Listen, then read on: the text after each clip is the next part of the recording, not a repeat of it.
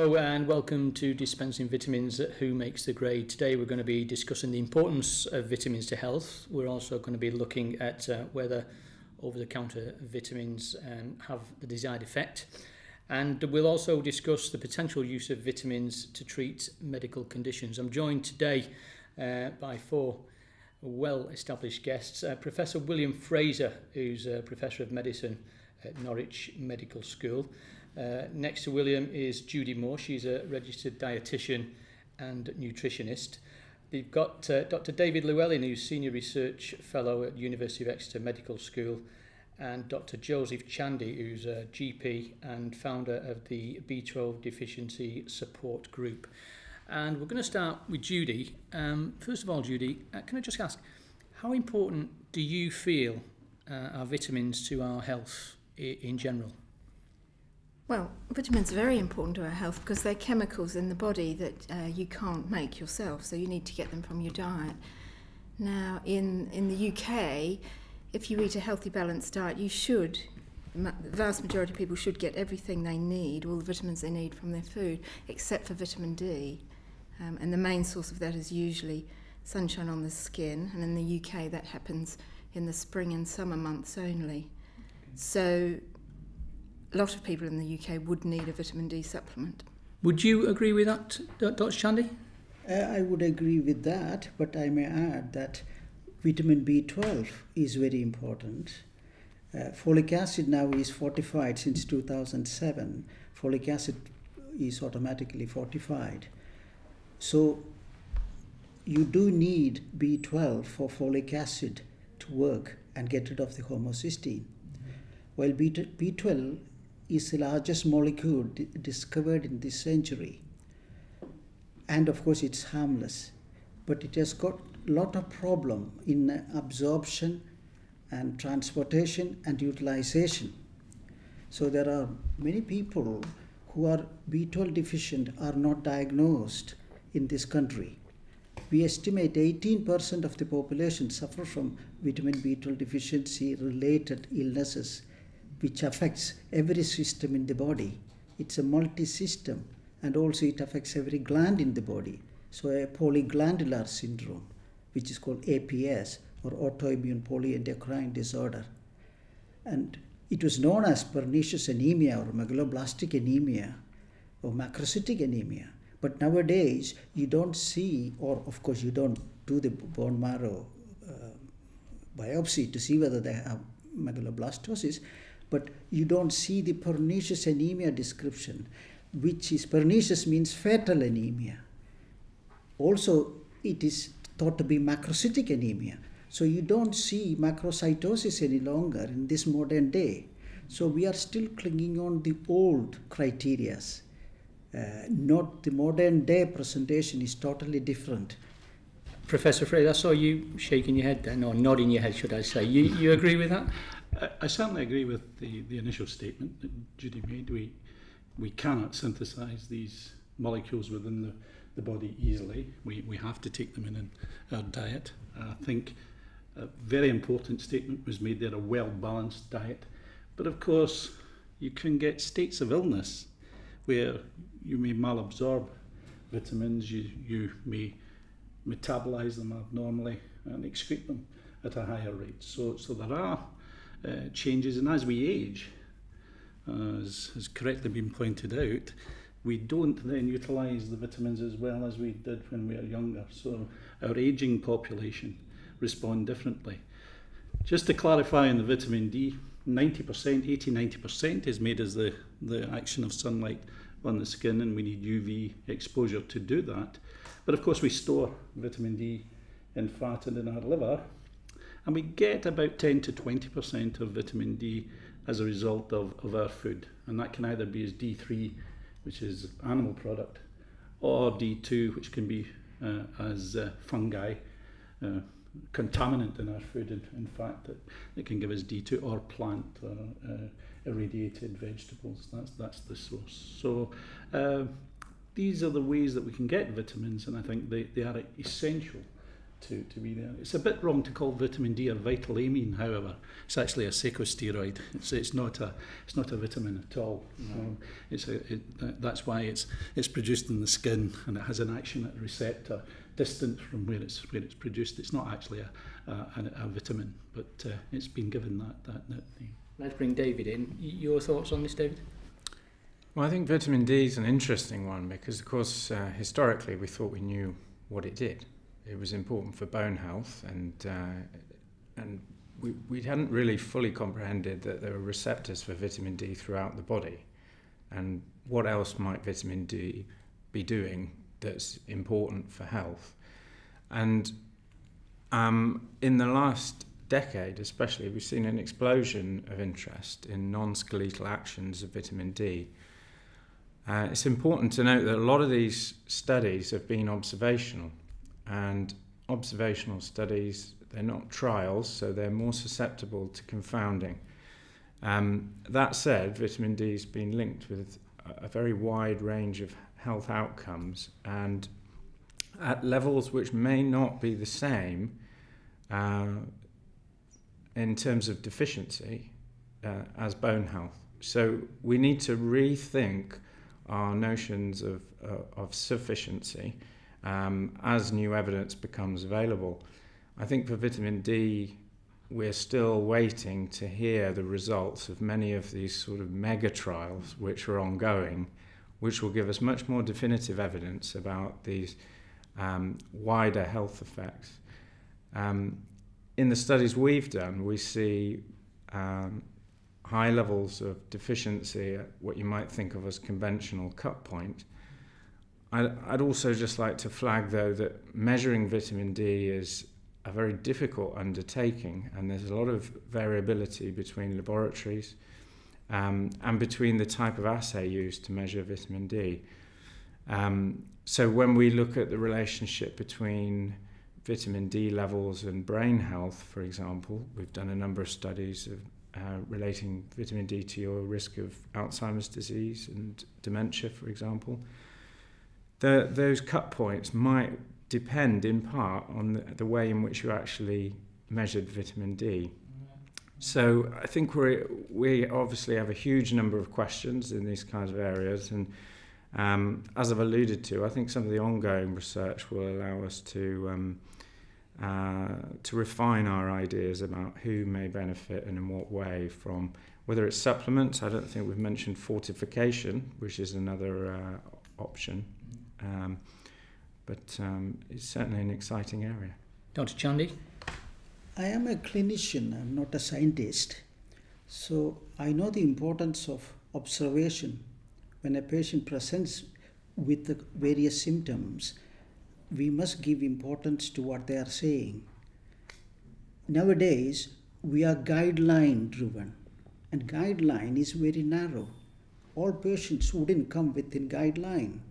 So I think as a clinician, I've been a doctor for 47 years and 44 years in County Durham as a GP, and I was able to follow up generation after generation, nearly 6 generations, and I can see also how generational family preponderance. So I take a holistic approach to these things because we can see the benefit of these vitamins, whether vitamin D or B12 or folic acid, all these things. More importantly, nowadays, we are missing serum ferritin is very important. The ferritin level need to be optimum. Even if the hemoglobin is 13.5, if the ferritin level is 6, the patient will have so many symptoms. So these things are not widely known.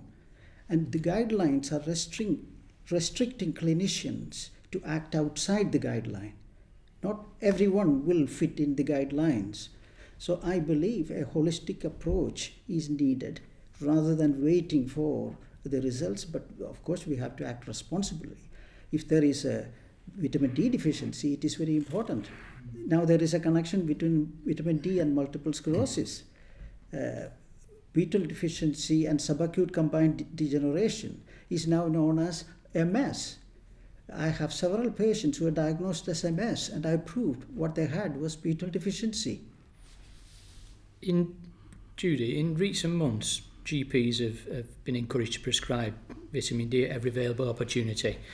Is that a philosophy that you actually agree with? I don't know whether that recommendation is for all people or whether it's for...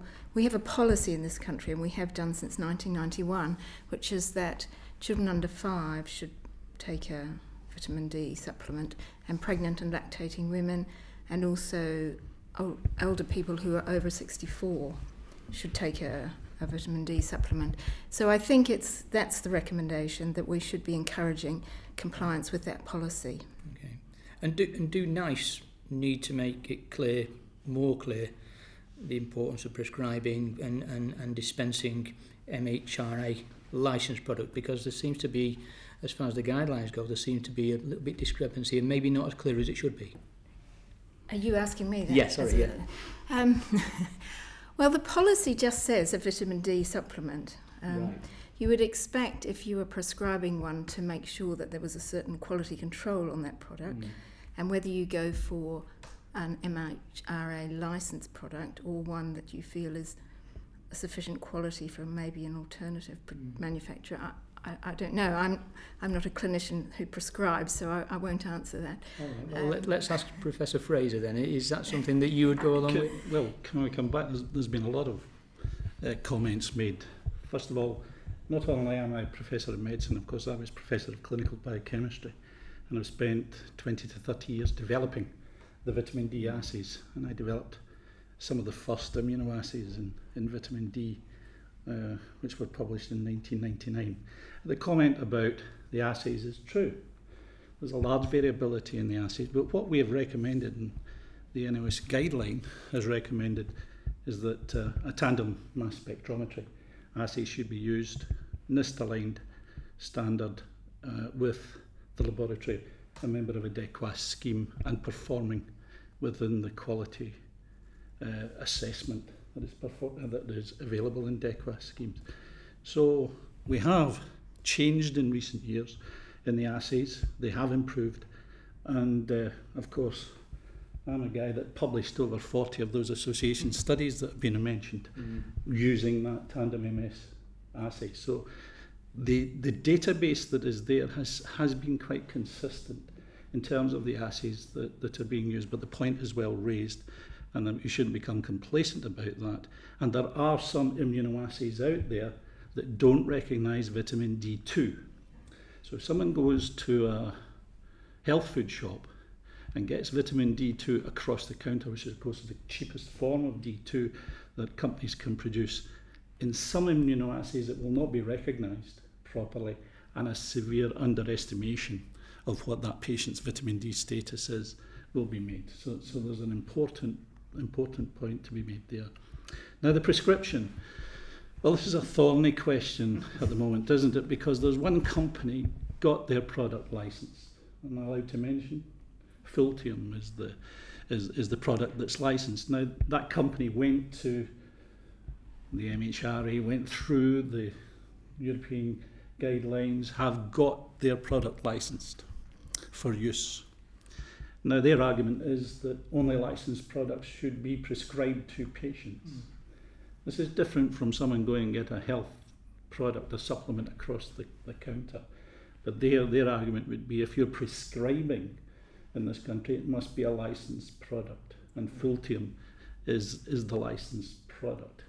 Of course, GP will comment. If I say to a GP, I want you to prescribe 20,000 international units of Fultium weekly, he'll come back to me and say, you're going to burst my budget with this sort of recommendation.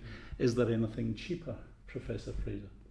And there's lots cheaper, and Pro D3 has a huge variation in dosage that allows me to prescribe. So we're in an interesting situation where finances may dictate that the licensed preparation is not prescribed by general practitioners in this country, because they will save money off their budget by prescribing an alternative form of vitamin D.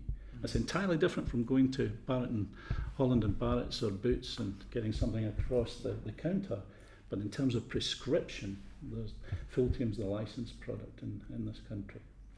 Now, Sorry. no. Carry on, I mean, you raised the question. We're telling GPs that we're not. The NOS guideline was produced. We've sent that round the country. There's a paediatric guideline will come out, we hope, at the same time as the NICE guideline.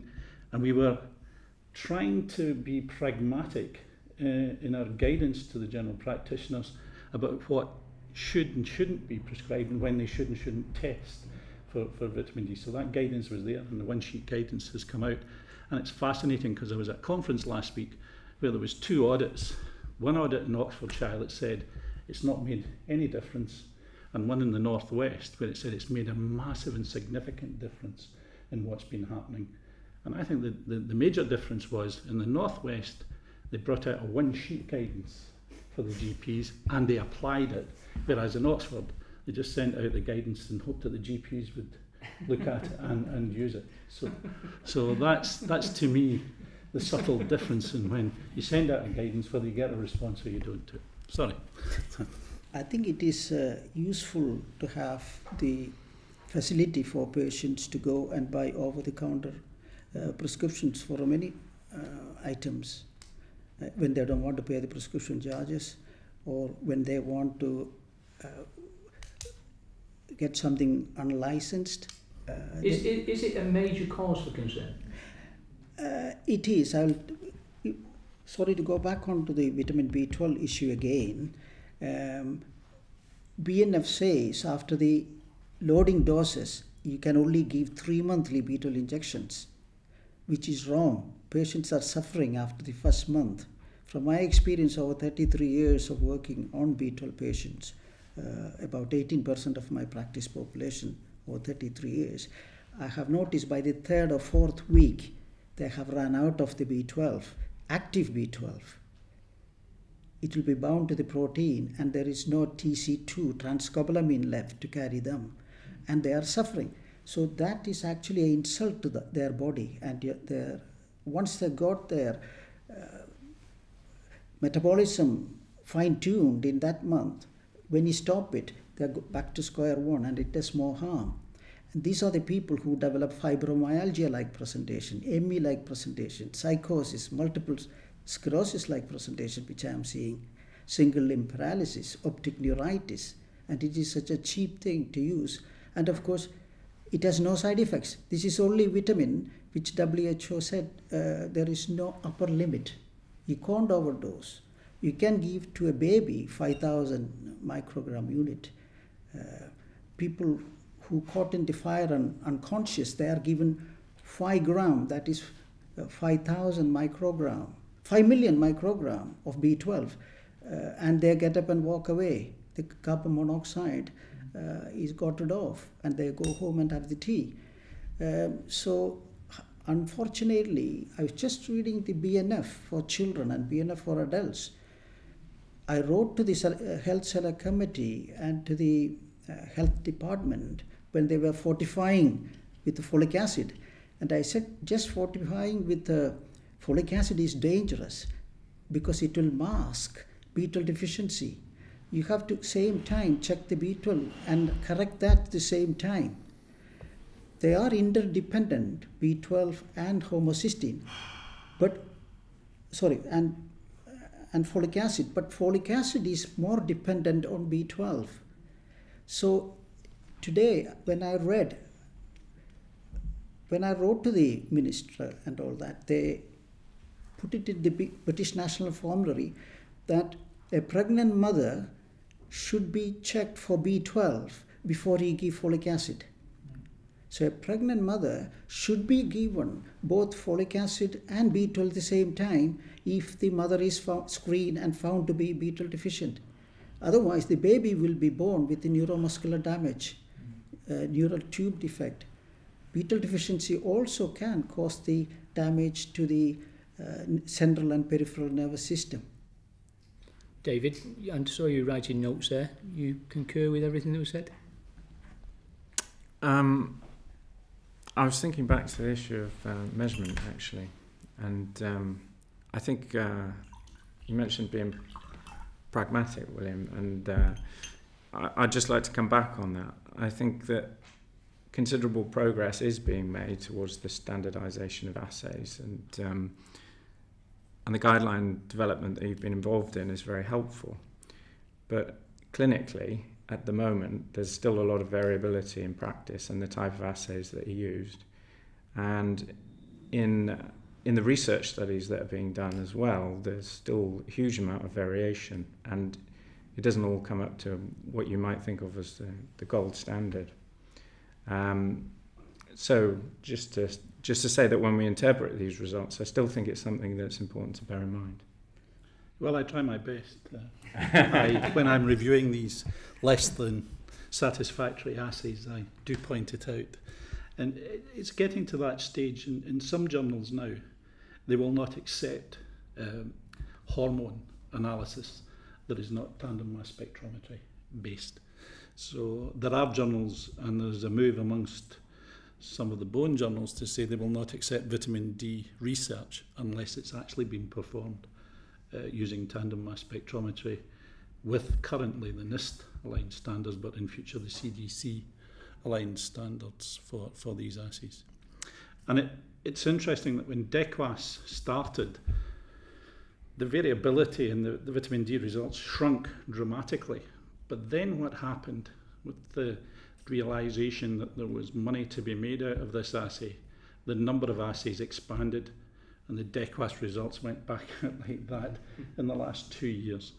Not because people like myself hadn't been trying to get the assays better, but because a profusion of people came into the market flogging other assays that were not of the same quality as some of the big companies. So you are right, it's a problem, but we are addressing it. And as I say, if I happen to review a paper that I think is using a less than optimal assay, I'm not too keen to let it get published. So there are some gatekeepers amongst it.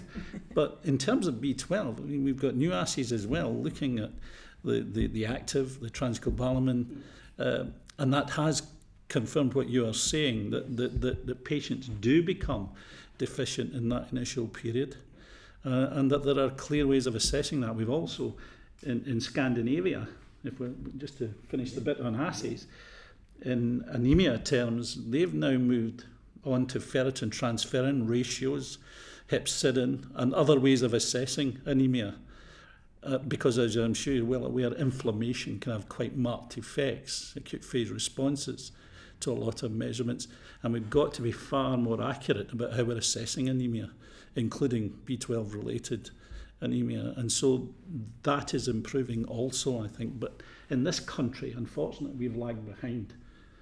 Scandinavia have changed, the Scandinavian countries have completely changed the way they're assessing anemia now compared to us. We've got a bit of the old fogey attitude about some of these newer ways of assessing what's going on in terms of relating inflammatory changes against true deficiency states that exist. In the modern day, with B12 deficiency, you don't even see anemia. Yeah. So this is Which is why you need the transcobalamin and the other assays. Yes. Because of that, fortunately, the first patient I diagnosed had anemia, but she didn't have macrocytosis. So the hematologist wouldn't do her B12 level, saying that it is a hematologic problem, Dr. Chandy, and she has no macrocytosis, so I'm not going to do the B12 level. I begged, and finally he did it. And 33 years ago, the mother whose baby I delivered, the B12 level he did, and it was 182. This was the first case of B12 deficiency with anemia, but without macrocytosis. Yeah.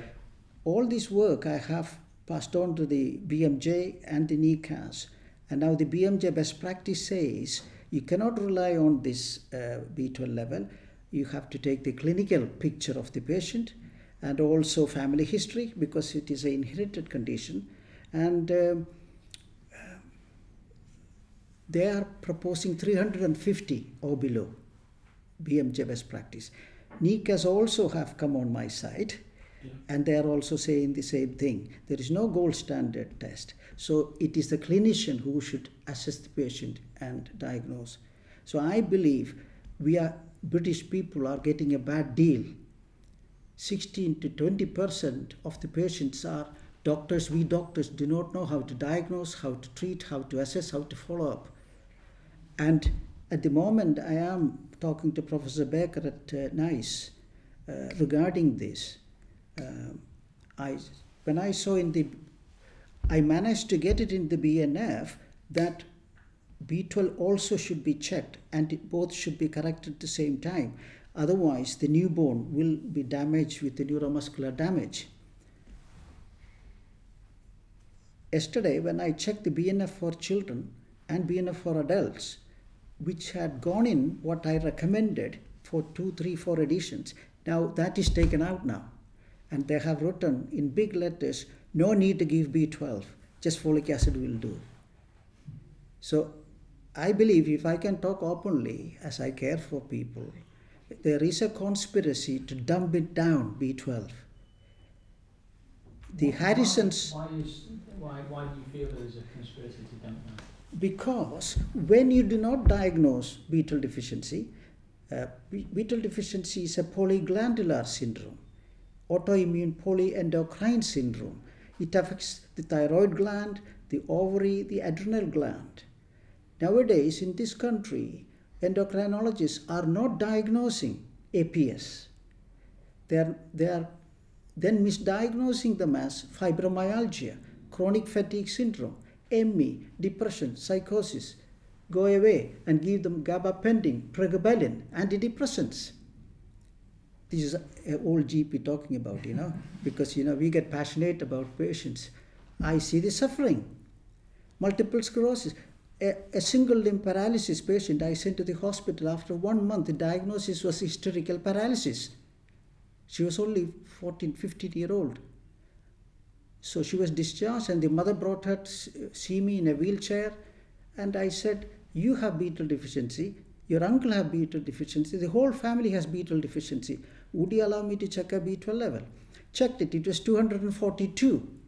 I wasn't allowed to treat if it is above 200. So I told this to my wife, and she asked me, if it is your daughter, will you treat? I said, yes. I started treating her. It took 6 months to 9 months before she was able to throw away her crutches and wheelchair.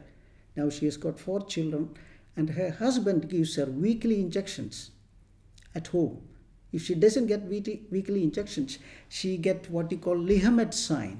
This is a neuropathic pain, shooting pain they get from the spinal cord down.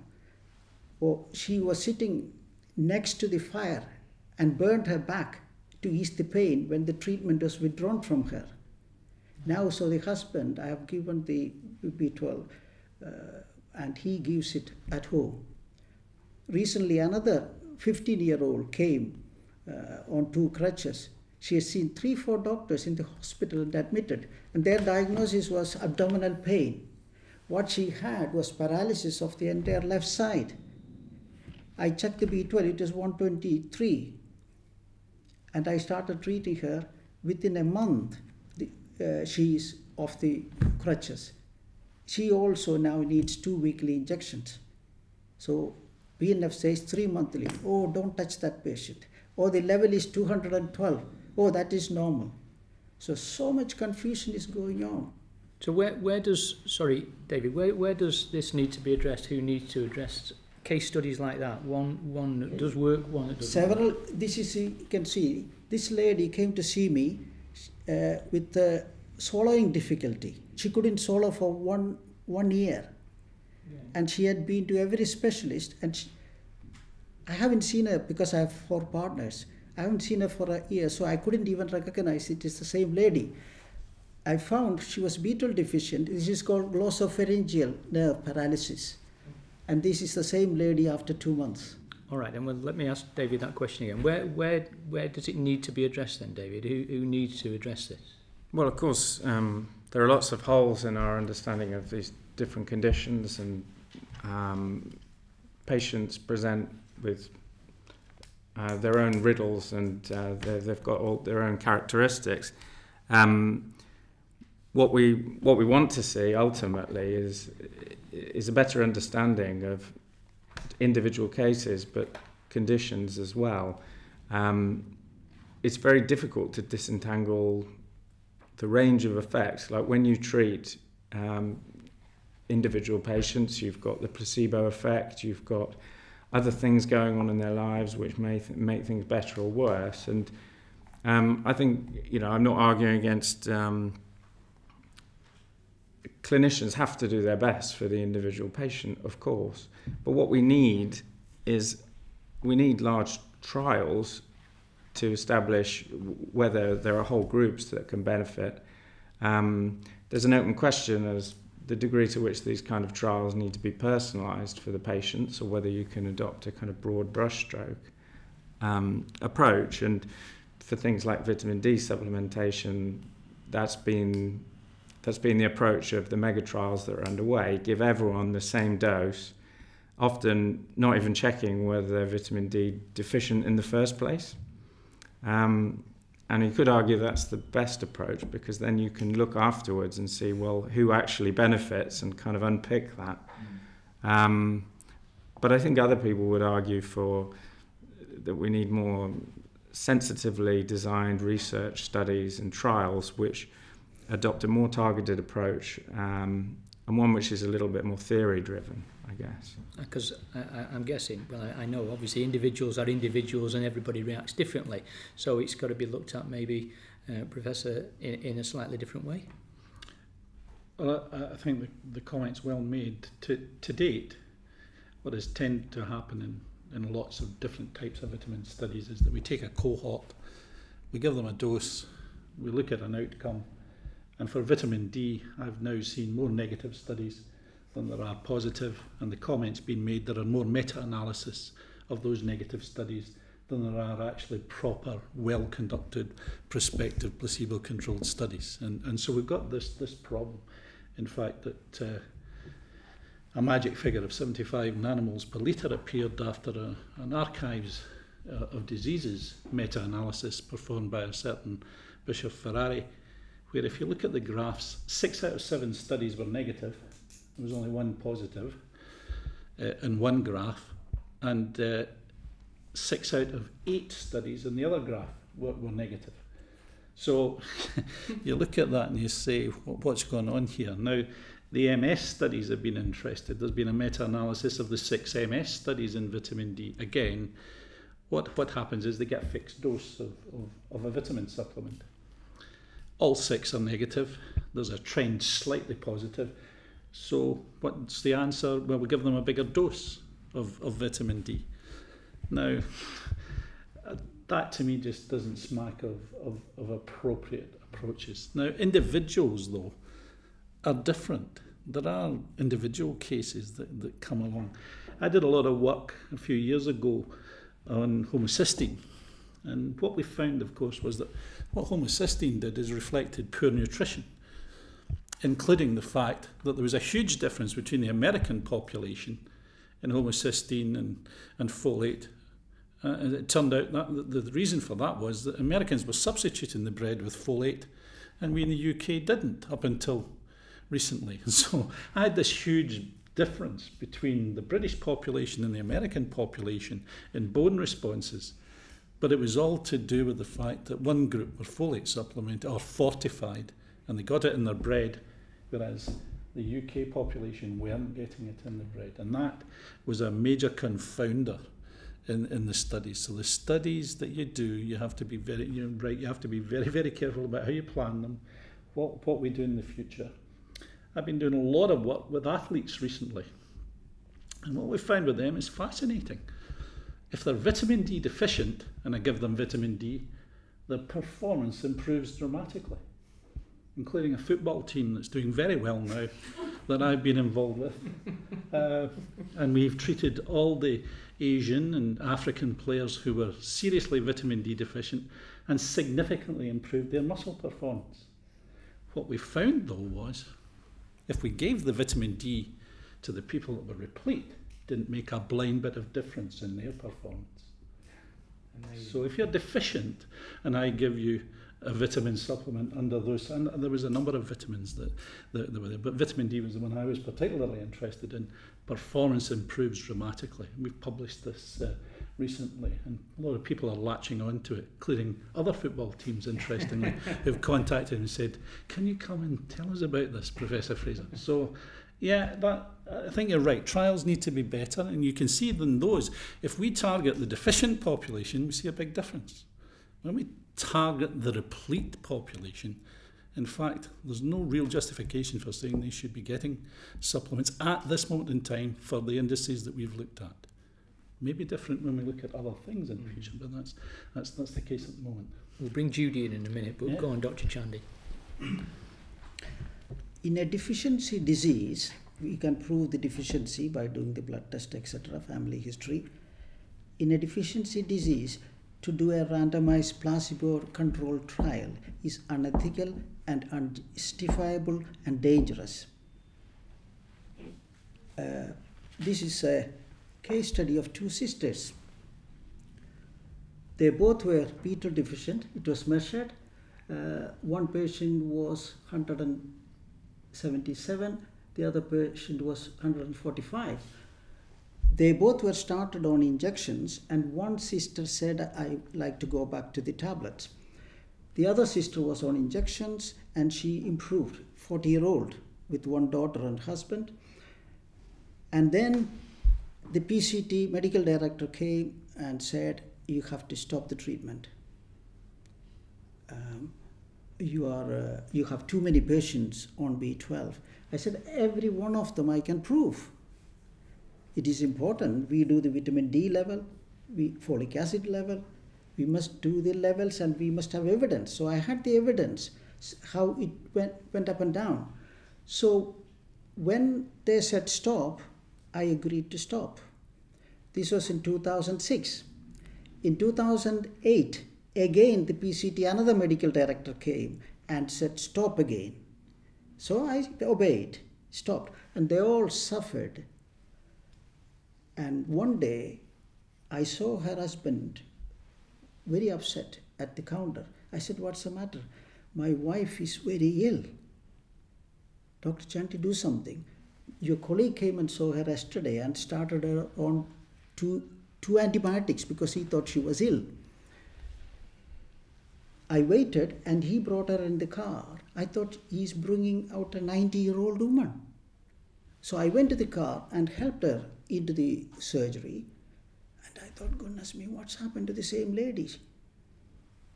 She had double pneumonia. During that time, the immune system was affected because of not getting any injections. I admitted her to hospital. In 2 weeks' time, she passed away with double pneumonia. So that is what happens when you stop in a deficiency disease, when you stop the treatment. So each time they stopped, this is what happened. Their B12 level plummeted.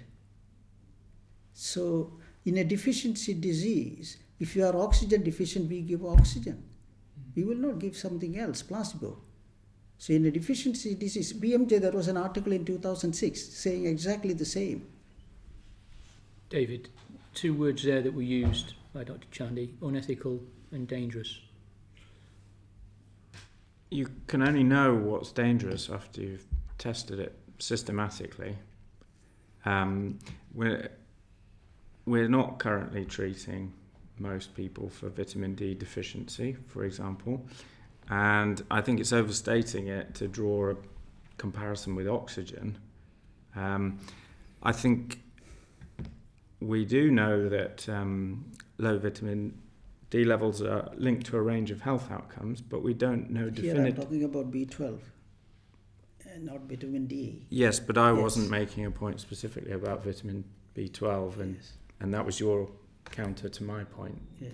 You were talking about deficiency diseases, and not vitamin B12. I wasn't talking about vitamin B12 specifically when I was arguing the case for well-designed trials. Now, there can be unethical trials, and that's when the evidence is overwhelming. The existing evidence is overwhelming for health benefits that are impossible to ignore, and of course, then randomization is inappropriate and unethical. I don't think we are at that stage with a with a lot of different options we have, including vitamin B, vitamin D, and so on. It depends on the level partly, because when it's not deficient or not deficient, in a lot of cases we're interested in what these thresholds are. And we won't know that unless we try this out systematically. Now, people who have a deficiency at a level you think is problematic for their health, you intervene with that individual patient. Of course, what you're lacking is the randomization and the control group, so you don't know for sure that it's as a result of the treatment. Now, it's very compelling when you're working clinically because you see the changes for yourself, but we know we have many, many examples where that clinical insight has been flawed. So we just need to be careful. The research needs to be informed by clinical judgment. I'm not arguing against that. But where we can do things ethically, where we can randomize people and provide more compelling evidence, more definitive evidence, then that's essential in order to inform evidence-based clinical practice. We can't just rely on what seems to be working for our patients. Of course, we need to think about what studies are appropriate. I entirely agree with that. But all of the trials that we're talking about have been given ethical clearance. There are people who argue that some of those are unethical, but that's a matter for debate. Science is always going to be, at some level, contentious at the margins. Judith, you've been sitting here patiently listening to everything that's been going on. Have you got a take on what's been said so far? I think I would just add to the point about the different populations between America and the USA. In America and Canada and Finland, they fortify foods, mainly dairy products, but sometimes fruit juices and things with vitamin D as well, so that makes a difference to the population as well. I think that was all. One of the things that you've been involved in, Judy, is the Healthy Start scheme. That's one of the ways of encouraging people to use vitamins. But from what I've read, it's not taken off quite as well as one would have hoped for a number of reasons. Could you explain what it is and why? Yes, I can explain some of it. The Healthy Start scheme is about 1 in 4 young children are entitled to the Healthy Start scheme. I think overall, when you have a support scheme for low-income people, there's a small amount of stigmatism, so people don't want to participate for that reason. But I think in terms of Healthy Start and its relationship to the vitamin D supplements, I think there's been a big problem there, and that's mainly been because of the supply and the distribution of the supplements. What happened was that the Department of Health took on the distribution of the supplements, and they decided not to put them in the places where people do their normal shopping. So they've got vouchers to buy milk and fruit and vegetables, and you can use those in any retail outlet that signs up to the scheme. So their supermarkets and small corner stores will reimburse those vouchers. But for the coupons for the supplements, they will only be reimbursed within an NHS clinic. And they are sometimes in out-of-way places where somebody might have to take 3 bus trips to get there. It's not somewhere where they're shopping every day. So that was one of the problems. But also, it was up to each primary care trust to provide that service, and not all of them took it on, simply because there wasn't enough pressure from the government to do it. And a lack of knowledge, I think, about the problems with vitamin D. In areas like Birmingham and Leicester, where they had high rickets increases, then they did act on it, and they did make it available. But even then, there were problems about getting people to uptake the vitamins, and that, I think, is mainly because if you don't have a recommendation where everybody has it, and there's a big argument for making these vitamin D supplements universally available for everybody.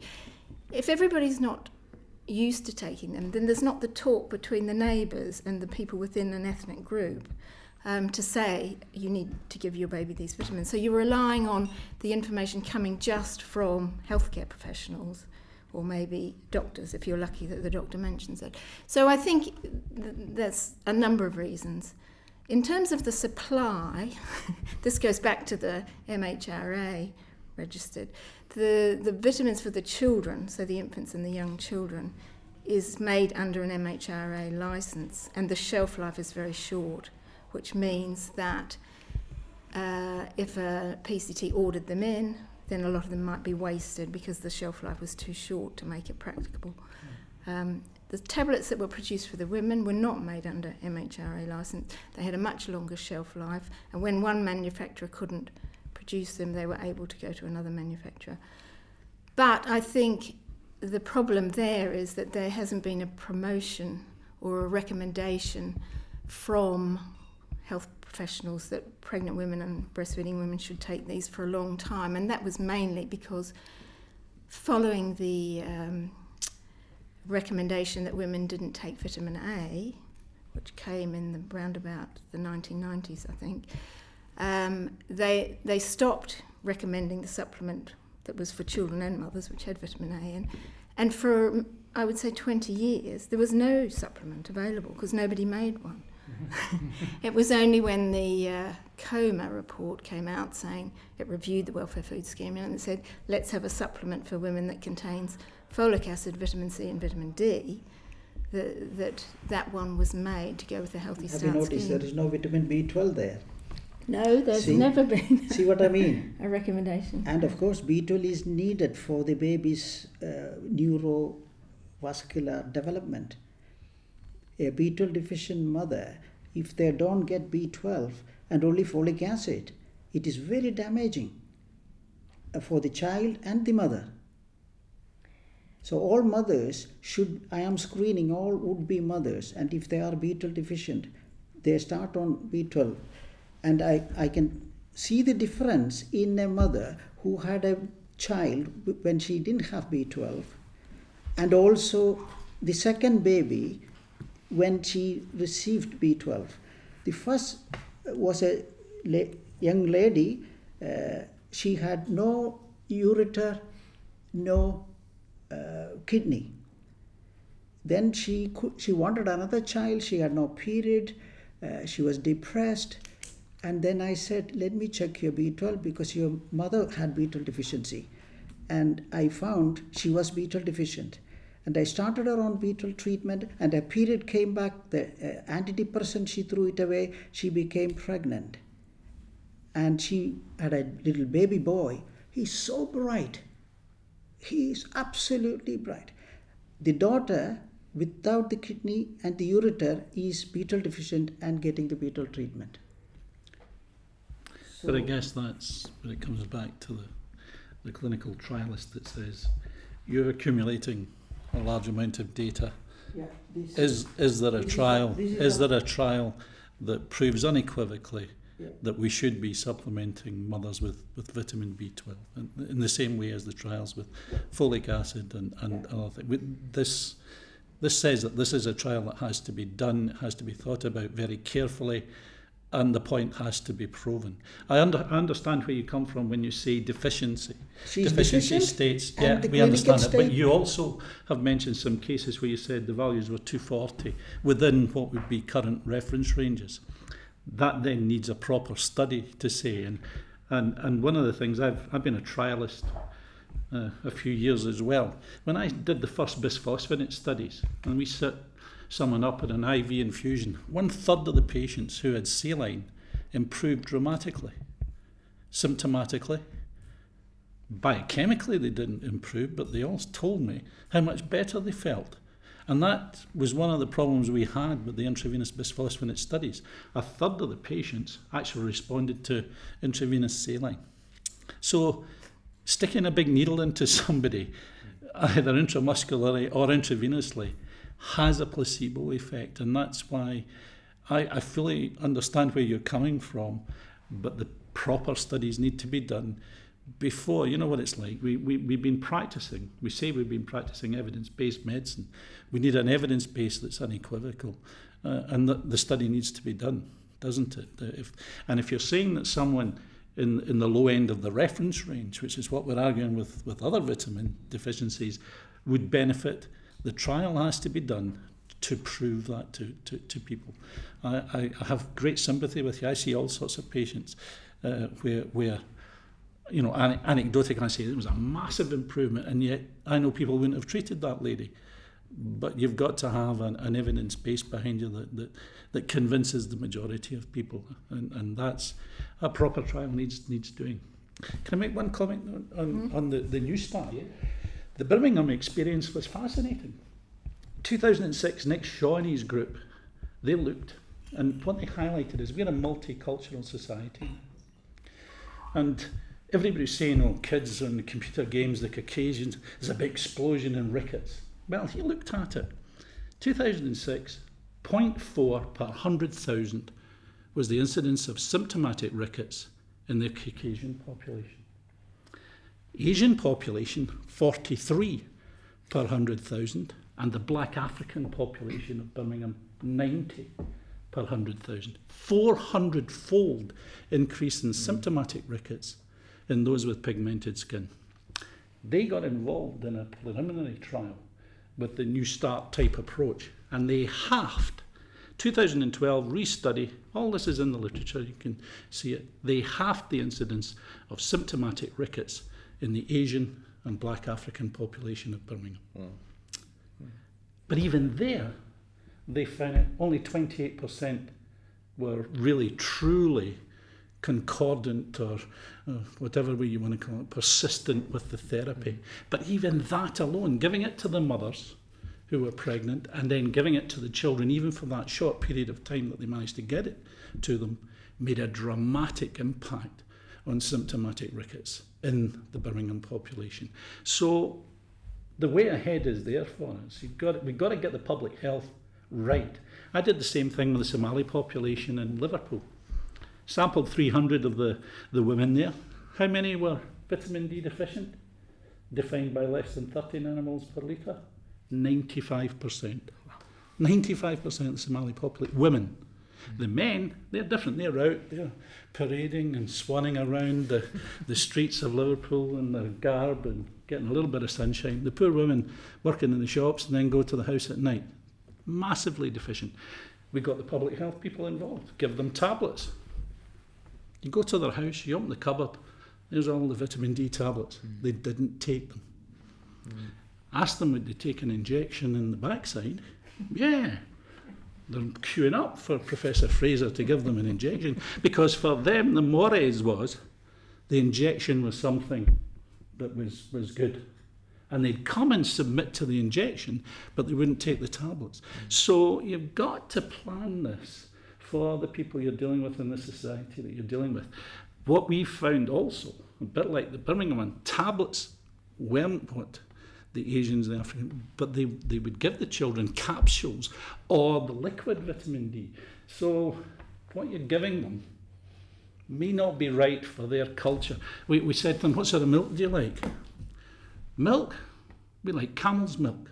Not a lot of camels in Liverpool, unless you go down to Chester Zoo, which has been on the telly recently. So there's that cultural, the food, you say, well, give them vouchers for food. They don't like cow's milk. There are foods that we have, they don't like. That's not, and so we had to get different public health people involved with them to find the things that they would eat, that they would spend the money on to improve their vitamin D status. And so you've got to be aware of that. We are a multicultural society. Yeah. Things are different, and you might have to make a slightly different approach to the way you would to the Caucasian and Western population. You go along with that, Judy? Yes, certainly. I'm not sure there's much I can add to that. That was very well described. I mean, the Healthy Start programme, obviously, it's worked to a degree, but it obviously needs improving, as Professor said. It needs to be adapted, if you like. Could you see the powers that be adapting it, or is it as it is now? Is that the way it is? Because I worked in the Department of Health when they were bringing it up, and I was there because our professional group had made a very strong case for saying we don't have these vitamins, we need them. So I had gone in to work with them, but I found it very difficult working with civil servants who had no clinical experience whatsoever. So when I said you've got to put these supplements into pharmacies or into GP surgeries where people go all the time, there was a lot of opposition to that, and I found it very difficult to move things along. I think it will just have to become a much more widely accepted public health movement that you need to have these supplements for young children, for pregnant and lactating women. As regards the food vouchers, I think only about 20% of people actually use them. It's quite low, and I think into that comes the sort of stigmatism, and also there's always been a problem with some fraud around those systems as well. So from the public health point of view, I think the supplements are probably more important, and that's what the review of the welfare food scheme said. These supplements are the most nutritionally important part of the scheme. So I think that side of it has to be pushed. Okay. And that'll only come from a wide acceptance of the need for those supplements throughout the population. David, is there a potential, and we're getting away from the issue, but is there a potential to use vitamins to treat certain conditions, and can vitamins be used to reduce the risk of developing them? I mean, is that viable? There's certainly the potential for that. It needs to be evidence-based, and we don't have that evidence from research for many conditions that's been conducted so far. We do have the evidence from the National Diet and Nutrition Survey that people's levels fall very low in late winter, early spring, and that they're much higher at the end of summer. Absolutely. I mean, the seasonal variation in vitamin D is well established. That's certainly the case. But what we're looking for is ways of preventing a huge range of health conditions. You know, we're talking about cardiovascular disease, cancer, dementia, and many other conditions that we've talked about today. Is there the potential of these kind of, whether it's supplements or fortification? There's a whole range of approaches. Behaviour change too. You know, we should. I think it's a very complicated area, because if the messaging is that everyone should be taking supplements, are we kind of implicitly arguing against people going outside and getting their vitamin D that way? And then there's the whole argument and controversy around skin cancer, and I think these risks have to be balanced. There is the potential. I mean, we have a lot of observational evidence. I'd like to add, I'm not a trialist. So I was giving that impression. I don't have a kind of invested interest in trials as such, but I think, and I don't think we should apply a hierarchy of evidence too rigidly, which some people undoubtedly do, where we place trials at the top of the pyramid of evidence and ignore everything else. I'm not advocating that either. In some cases, we have to run with the evidence that is available. Some of the time that's kind of compelling observational evidence and patchy trials evidence. That's often what guidelines are written on in reality. The research could always be better.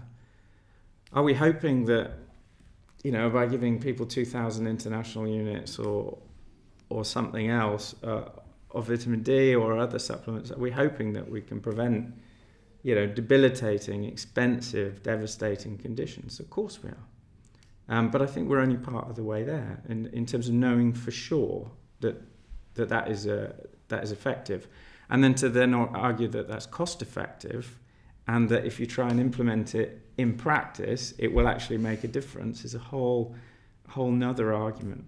So, have we demonstrated effectiveness across all of the conditions that we might be interested in from a public health perspective? I don't think we have. I think that would be a very selective take on the evidence available. Is it promising? It certainly is, and we need to invest in research. We've seen some of what needs to be done. We invest in some conditions far more than others. We all know that historically we've funded a lot of cancer and cardiovascular disease research, and my field is something of a Cinderella subject. I'm particularly interested in dementia, and that's the funding for these other conditions, it may be improving, but it's starting from a very low base. So we have very little evidence for some of these outcomes, which is, of course, frustrating. It means that some things aren't included in guidelines, which could be. They may certainly benefit patients, but I don't think we yet know. Dr. Chandy? Dr. towards the end mentioned about dementia. I have a symptom sheet. I prepared a symptom sheet from each systems, which is in the back. So it's all well developed, what we are doing. And I believe, because 99% of the patients who present with B12 deficiency have also memory loss. This I'm talking about young people. These people later on will develop dementia. So one of the reasons, one of them, there will be other things.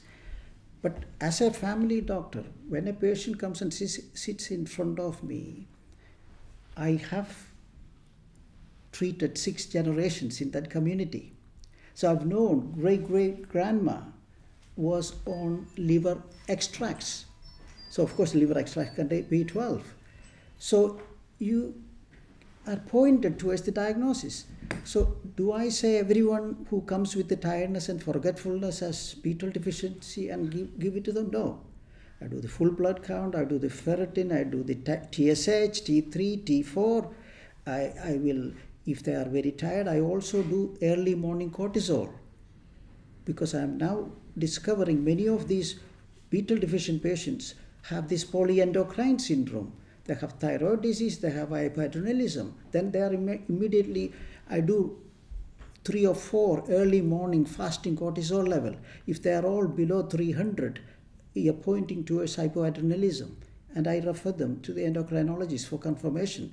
So I picked up about 10-15 cases in general practice. So the senior registrars were excited. It's the first time a GP is referring APS. Because unless we general practitioners refer, they don't see them.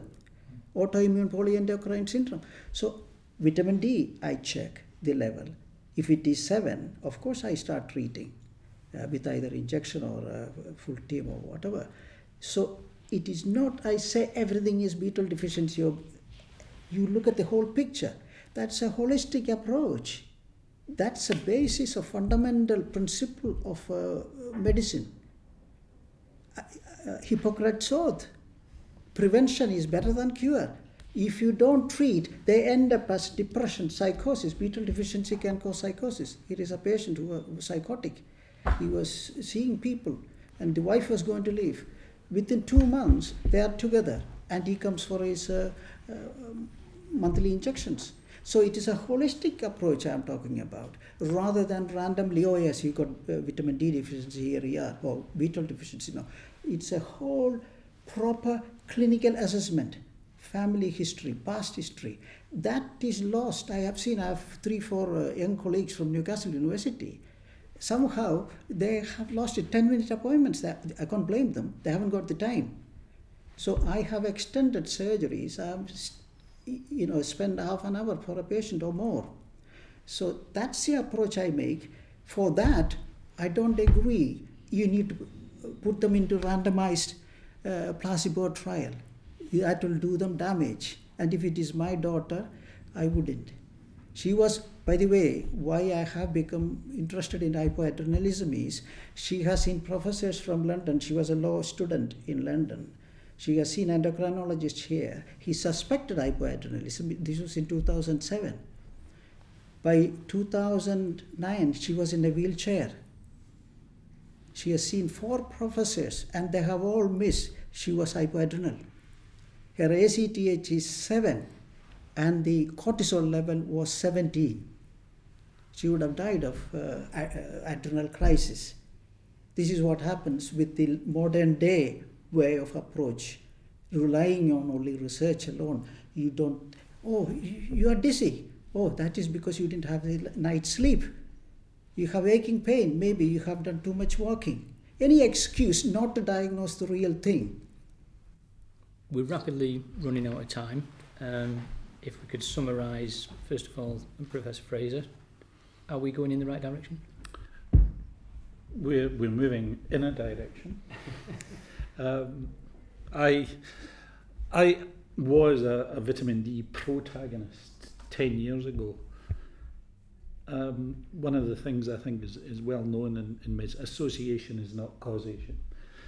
I agree with you, there are some tantalising glimmers of hope there. Vitamin D in diabetes, improved diabetes control. I've got a paper that's going to come out which I hope will have an impact on immune function and vitamin D when we pushed the values a little bit higher, cathelicidin and SIG-A and things like that improve. But what I found that magic bullet, is it a cancer bullet? Well, I've done a lot with prostate cancer, and I'm afraid I'm not prejudging the data that's going to come out. It's proving very negative. So there are things there that you look at, and the cardiovascular stuff that I did with Aberdeen was entirely negative. You couldn't have been p-values worse than they were just awful. So there are some areas, associations, not causation, because what happens when people get sick, they go indoors, they're not in the sunshine. We do a trial, we measure the vitamin D level. Oh, it's low, but it's a reverse causation. It's not the actual cause. So, and I went through this a few years ago with homocysteine, which there was a huge bubble that burst with that when we found out it was more folate. Maybe B12 as well was obviously involved in that. But the clear thing was that folate was more implicated in homocysteine. The story there with cardiovascular turned out to be a complete red herring. I think what we'll find, as we often do in medicine, there are certain vitamins work in certain areas. There are deficiencies that we can treat and make people better. I would like to see a nice study using B12 in those areas that goes beyond. Yet I always agree, if someone's deficient, you treat them. They don't always get better. I always tell people that the statistics on the vitamin D and the osteomalacia are 75% of people come back through my door dancing and saying it was fantastic. 20% come through the door and say, I haven't changed a bit. And 5% come in and tell me, you've made me worse. So that's the sort of stats on that's when you know you've definitely got a deficiency. That's where we are. So I think we've got to be very careful. There are some glimmers of hope, but one of the problems, a single vitamin deficiency is often not the case, as you will know. Often it's multiple, and it's not just one vitamin that's the magic bullet. But I'm still working on it. It's been absolutely fascinating. Thank you very much indeed for your time. It's been a pleasure meeting you all, and hopefully we can meet again in the future. Thank you very much indeed. Thank you. Thank you.